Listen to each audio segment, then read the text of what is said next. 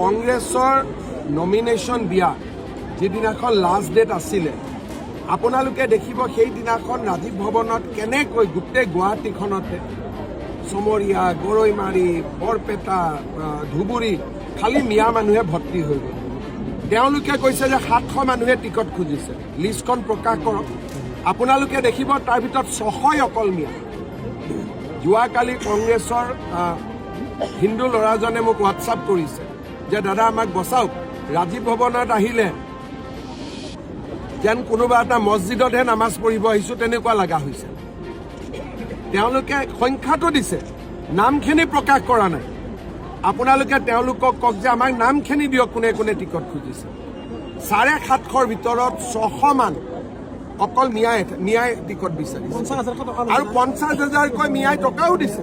ৰাজীৱ ভৱনত ঘূৰাই নাপাওঁ বুলি জানিও দিছে।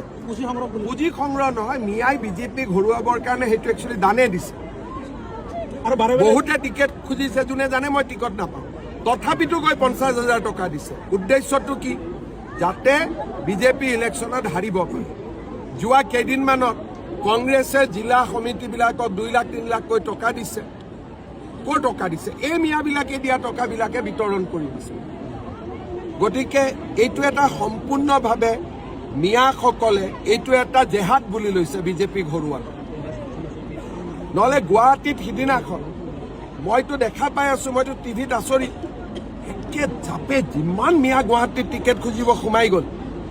তাৰমানে কংগ্ৰেছ যদি কিবা কাৰণত জিকে, ধৰি ল'লোঁ, নিজিকে ধৰি ল'লোঁ, শপত গ্ৰহণৰ দিনাখন কিমান মিয়া গুৱাহাটীত সোমাই যাব আপোনালোকে চিন্তা কৰকচোন।